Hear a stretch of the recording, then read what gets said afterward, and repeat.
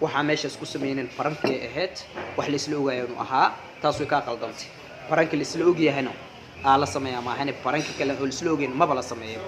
runta taasay tahay kulanti wacan daawadeyaasheena qiimaha leh ee ku xiran barta aan YouTube ku leenahay ee Badda Cas Media kuna soo dhawaada warbixin xiiso badan muuqaalkan waxaan ku soo qaadan doonaa lamaanihii sameeyay muuqaalkii ugu hadalhaynta badnaa toddobaadkan baraha bulshada oo soo jawaabay iyagoo fariin culusna soo diray waliba labadii maalin ee u dambeysay sida aad ka warqabta waxa baraha bulshada si weyn ugu faafay muuqaal dad badan aysan jeclaysan oo ay sameeyeen lamaane isticmaala barta bulshada ay ku kulantay ee YouTube haddaba waxaan idiin soo gudbin doonaa lamaanahaas oo muuqaal jawaab soo duubay iyo arrinka sida uu isku bedelay inta muuqaalkan bilaaban waxaan ka codsanayaa haddii ay tahay marka ay kugu horeyso oo soo boqoto janaalkan aad ku cusub tahay in subscribe aad noo saarto sidoo kale mobilka aad furato mahadsanid aan ku bilaabay warbixinta waxaa jiray muuqaal hadalhayn fara badan oo ka dhashay oo baraha bulshada si weyn loogu faafiyay labadii maalin ee u dambeysay waxaanu ahaa muuqaal ay sameeyeen lamaane Soomaaliyeed oo isticmaalo barta YouTube-ka isagoo markaas muuqaalka noqday sidii ay u maleynayeen si ka duwan sida ay sheegeen waxay ula jeedeen inuu yahay prank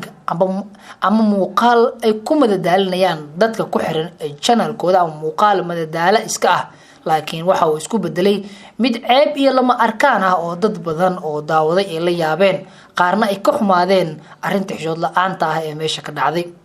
marka hore inta aan daawan muuqaalka ay soo duubeen lamaanahan ee jawaabta ah fariintan ay ku soo direen bal aan wax yar ka daawano sida ay wax u dhaceen iyo qorshihii khaldanaa ee muuqaalkaasi ku jiray assalaamu calaykum waraxmatullaahi wabarakaatu asxaabteed miyaa aragtaan baraanki yaa rabaa cawad inaan sameeyo daadira ku sameynaa tan hadaa aragtaan waa yaabaysan bahalkan sida ujeedaan waxaa la hami helbar family ما فهمت بهالكان في عيان كلان لما كما عرفت أو كجيفان وتوسينا كلان هوريا لو سو بروي كمبني سو بروي لك هذا ها روا داد نقبروي ما عرفت عوض وحصمين دونا أركيا كلان بهالك عوض وجمعي سنة لا توصل جمعي سنة مع أصحابي لسنا يا وان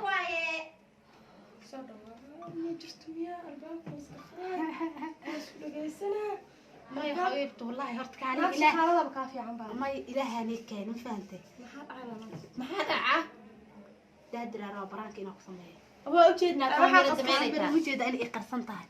وجدها كاميرا زمانك أصحابته أوكي وجدها حارة بحر كان وجد وقت كان أنا أمه لا ما أنا بس كنا حكوكي بحر كان ربع ناسيو هو إنه جا على ما بتاعه والله باي عوض إنه قلنا نقصد إن السكاف وجيار بتاعنا هذا كوتالا يا كده هذا كوتالا يا كده والي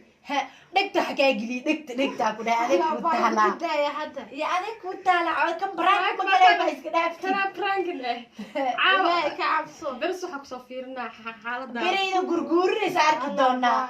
بس كده بهال كم برانك عوض كاميرا أما درسيده جو وانا يا بيا أنا صرت إن سيارت وبروين هاي إن سيار قول لا شو محل جارة إيده وحق ماشي دول شو كده هذا كوتالا سنك تعال بدينا هذا كوتالا guriga ku dhaxira aku dhaxwaashto hayiba arrinta ugu weyn ee dad badan ka careysiisay ayaa ah ereyada foolxumada ah ee gabadha ay ku hadashay iyo sida ay u ceebeysay saygeeda oo falkan ay ku sameysay inkastoo isaga ku dhiisaba arrintan oo wax ka ogaa ama muuqaalku ah mid la isla og yahay ama ay isla soo diyaariyeen sidoo kale waxa ku jira sida aad daawanteenba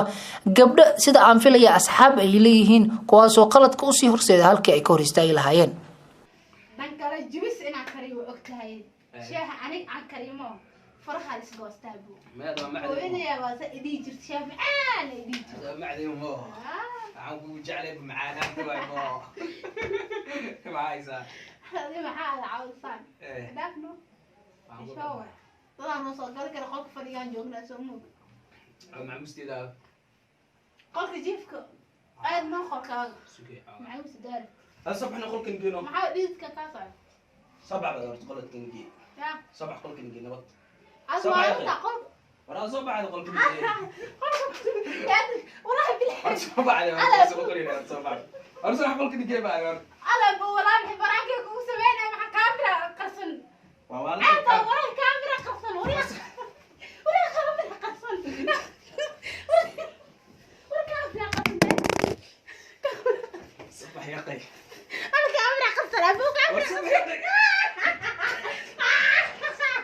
la yaab maahan in Soomaalida si qaldan ay u isticmaalaan ama ay ugu faa'iideystaan baraha bulshada waxaana jira muuqaalo toban ujibaar ka sii daran midkan hadda aan daawanay